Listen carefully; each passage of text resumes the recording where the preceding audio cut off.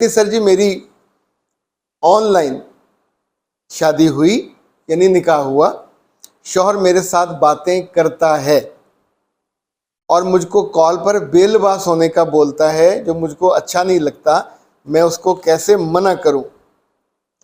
بیٹا ایک بات تو یہ ہے کہ مجھے یہ آن لائن نکاح کا کبھی سمجھ نہیں آئی کہ جو باہر والے ہیں ان کی وہاں گرل فرینڈز ہوتی ہیں، جب انہیں پتہ چلتا کہ نکاح ہو گیا تو ان کی مارکیٹ تھوڑی اور تیز ہو جاتی ہے، وہ اصرار کرتی ہیں اور پھر وہ نکاح توڑ دیتے ہیں۔ اب بتائیے کس کی ماں کو پکڑیں گے؟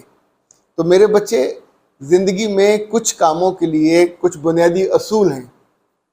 پہلا اصول اللہ کے رسول نے بتایا، جس بات پہ تمہارا دل نہ مانے وہ کبھی مت کرو۔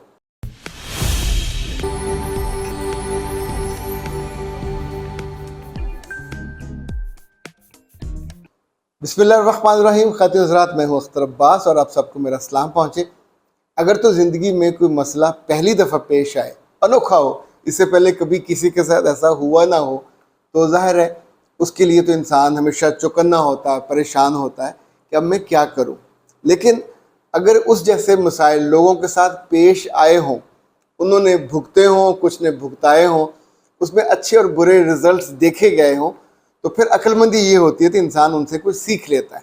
اور مشورہ کرنے میں سب سے بڑا فائدہ یہ ہوتا ہے کہ آپ اس منزل سے گزرے نہیں ہوتے، اور جب آپ لائف کوچ سے بات کر رہے ہوتے ہیں تو میرے پاس ایسے بے شمار لوگ آئے ہوتے ہیں جنہوں نے وہ دکھ یا عذاب بھگتا ہوتا ہے، یا ان کے لیے خوشی اور راحت کا ایک ونڈو ہوتی ہے جو کھلی ہوتی ہے ایک ہی چیز میں۔ الگ الگ لوگوں کے تجربے ہوتے ہیں۔ نمرہ کہتی ہے، سر جی میری آن لائن شادی ہوئی یعنی نکاح ہوا، شوہر میرے ساتھ باتیں کرتا ہے اور مجھ کو کال پر بے لباس ہونے کا بولتا ہے جو مجھ کو اچھا نہیں لگتا، میں اس کو کیسے منع کروں؟ بیٹا ایک بات تو یہ ہے کہ مجھے یہ آن لائن نکاح کا کبھی سمجھ نہیں آئی۔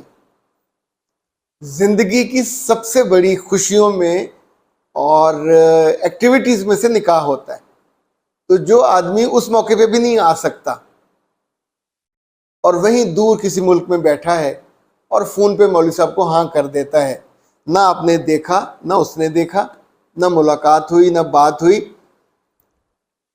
گواہی بھی ان لوگوں کی ہوئی جن کی شکل نہ ان کو یاد ہے نہ ان کو یاد ہے۔ تو مجھے تو ہمیشہ یہ لگتا ہے، اگر چاہے اس کے حق میں کوئی فتویٰ دیتا رہے، کہ یہ ایک منگنی کی ہی اگلی صورت ہے۔ یعنی منگنی کو آپ نے تھوڑی ایک اور مضبوط گانٹھ دے دی، جو آن لائن نکاح، یعنی یہ نکاح کے برابر نہیں ہو سکتا۔ وہ بندہ وہیں بیٹھا بیٹھا مکر جاتا ہے۔ آئے دن یہ ہوتا ہے کہ جو باہر والے ہیں ان کی وہاں گرل فرینڈز ہوتی ہیں، جب انہیں پتہ چلتا کہ نکاح ہو گیا تو ان کی مارکیٹ تھوڑی اور تیز ہو جاتی ہے، وہ اصرار کرتی ہیں اور پھر وہ نکاح توڑ دیتے ہیں۔ اب بتائیے کس کی ماں کو پکڑیں گے؟ تو میرے بچے، زندگی میں کچھ کاموں کے لیے کچھ بنیادی اصول ہیں۔ پہلا اصول اللہ کے رسول نے بتایا، جس بات پہ تمہارا دل نہ مانے وہ کبھی مت کرو۔ یہ پہلا اصول ہے، میں بتا رہا ہوں آپ کو، یہ زندگی میں کسی بھی موقع پہ آپ کے کام آ سکتا ہے۔ جس بات پہ دل ٹھک جائے وہ کر لو، جس بات پہ دل لرزے، کانپے، انکار کرے، آپ کا ضمیر اس پہ نہ مانے، کبھی مت کیجیے کہ وہ میرا میاں ہے۔ ابھی وہ آپ کا میاں نہیں ہے۔ میاں تب ہوگا جب آپ کی رخصتی ہوگی 200 لوگوں کی موجودگی میں۔ رات کے اندھیرے میں کوئی لے جائے تو میاں نہیں ہوتا۔ کچھ ماہ پہلے ایک صاحب پاکستان آئے، انہوں نے اپنی آن لائن بیوی کو ایک ہوٹل میں بلایا، ان کے گھر نہیں گیا۔ یہ پہلا کام غلط کیا اس نے۔ نہ اس کے گھر والوں کو پتا تھا نہ اس کے گھر والوں کو پتا تھا، فون پہ دونوں کی دوستی تھی۔ اس نے کہا کہ ماں باپ تو ابھی رخصت نہیں کر رہے اور تمہارے ماں باپ بھی تمہیں ابھی رخصت نہیں کر رہے، تو ہم پہ یہ ظلم کیوں ہو؟ ہم وقت اکٹھا گزارتے۔ وہ کوئی 14-15 دن پاکستان میں رہا اور ان دونوں کی مستقل ملاقات ہوتی رہی ہوٹل میں۔ اب یہ ملاقات صرف چائے والی ملاقات نہیں تھی، دونوں سمجھتے تھے، دونوں اپنے طور پہ سمجھتے تھے کہ ہم منکوحہ ہیں، میاں بیوی ہیں، ہم کو سارے اجازت ہے۔ سو انہوں نے اپنی اس سوچ کا تمبو تان کے اس کے نیچے وہ سب کچھ کر لیا جو رخصتی کے بعد انہوں نے کرنا تھا۔ اب ہوا یہ کہ اس کی پریگننسی ہو گئی، اور جب ان کے گھر تک یہ اطلاع پہنچی میاں کے تھرو، تو اس نے ایک دم سے انکار کر دیا.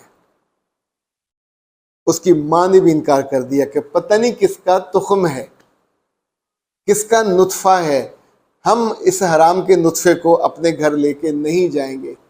اس بچی کی چیخیں, اس کے دھاڑیں, اس کا رونا میں نے دیکھا, اور اس کی کوئی مدد نہیں کی جا سکتی.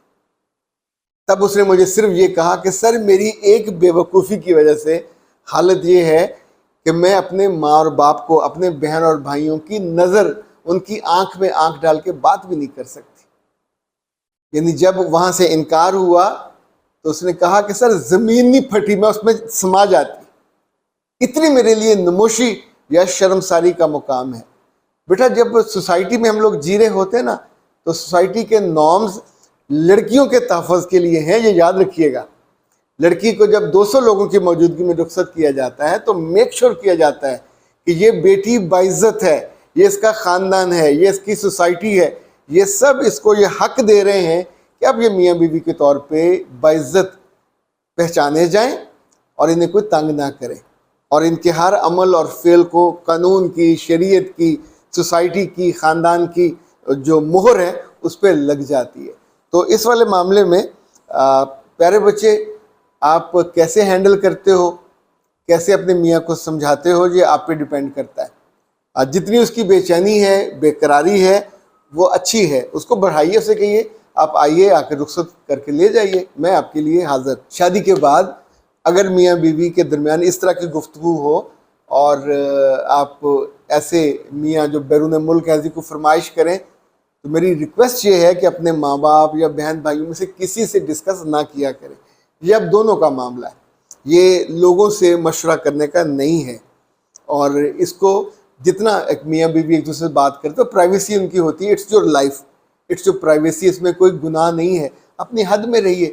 لیکن اس کو مشتہر مت کیجیے گا کہ میرا میاں یہ چاہتا ہے, یہ کرتا ہے, اور وغیرہ وغیرہ. یعنی یہ آپ کی عزت کم ہوگی, لوگ آپ کے بارے میں اور آپ کی میاں کے بارے میں, دونوں کے بارے میں تھوڑا متوحش ہوں گے. تو میں بالکل کلیئرٹی کے ساتھ ساری باتیں آپ کو میں نے بتا دی. اچھا جی, اب ہمارے پاس ایک گفٹ آیا ہوا ہے, فہیم عالم ان کا نام ہے. پاکستان میں اس وقت یہ سب سے زیادہ رسالوں کے ایڈیٹر اور مالک ہیں. چلڈرن لٹریچر سوسائٹی ہے ان کی. یہ ہمارے بچپن کا رسالہ ہوتا تھا جگنو, یہ میرا خیال اس کو کوئی 40-49 سال ہونے والے. یہ ہرما شائع ہوتا ہے, اس کے بھی وہ مدیر ہیں. یہ کوئی 75 سال پرانا رسالہ ہے, بچوں کی دنیا. ہم نے بھی اپنے بچپن میں پڑھا. اب یہ پہلے شرک پوری صاحب ہوتے تھے, پھر ان سے انہوں نے خرید لیا. اب فہیم عالم صاحب اس کے بھی مدیر اعلیٰ ہیں. اور اسی طور پہ ایک اور رسالہ ہوتا تھا بچوں کا باغ, یہ بھی چلڈرن لٹریچر سوسائٹی ہی چھاپتی ہے اس کو, یہ بھی انہوں نے خرید لیا ہوا ہے. جشن آزادی مبارک, اس کے 48 سال ہوئے. اور یہ بہت کم پاکستان کی تاریخ میں ایسے ایڈیٹرز یا مالکان رہے ہوں جو ایڈیٹر بھی ہوں, مالک بھی ہوں, اور بہت عمدہ لکھاری بھی ہوں. فہیم عالم صاحب کو اللہ نے یہ خوبی عطا کی ہے, نوازا ہے.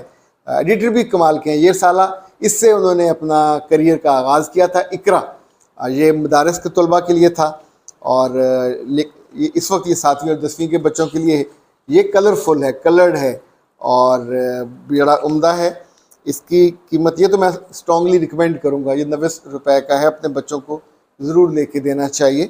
اور جو بچوں کے دوسرے رسالے ہیں, بچے جب پڑھتے ہیں تو ان کی سوچ میں وسعت بھی پیدا ہوتی ہے, اور چیزوں کا اچھا برا ہونا بھی ان کو سمجھ آتا ہے. اور بچوں سے کہانیاں سننی چاہیے. اگر ٹی وی دیکھ رہے ہوں, کوئی ڈرامہ دیکھ رہے ہوں, فلم دیکھ رہے ہوں, تو بچوں سے پوچھنا چاہیے اس کا اینڈ کیا ہوگا. یعنی ان کی سوچ کے گھوڑوں کو بھگٹٹ بھاگنے دینا چاہیے. اور جب ہم یہ نہیں کرتے تو بعض دفعہ رسالے بھی اچھی اچھی چیزیں جو دے رہے ہوتے ہیں, آپ کی سوچ کو, سمجھ کو, ایمان کو, اخلاق کو, کردار کو, سب کو بڑھانے کے لیے دے رہے ہوتے ہیں. تو جن لوگوں کو یہ موقع ملے, ممکن ہے کل آپ ہی کے بچے فہیم عالم بنے اور وہ ان رسائل کے ایڈیٹر بنے. کیونکہ زندگی جب یہ چھوٹے ہوتے ہوں گے فہیم صاحب, تو اس وقت ان رسائل کا مالک کوئی اور تھا, ایڈیٹر کوئی اور تھا. کب انہوں نے سوچا ہوگا؟ پر کبھی وقت آتا جب انسان سوچتا ہے کہ میں یہ کروں, اور پھر اللہ تعالیٰ اس کے لیے وسائل پیدا کر دیتا ہے. اختر عباس کو دیجیے اجازت. السلام علیکم.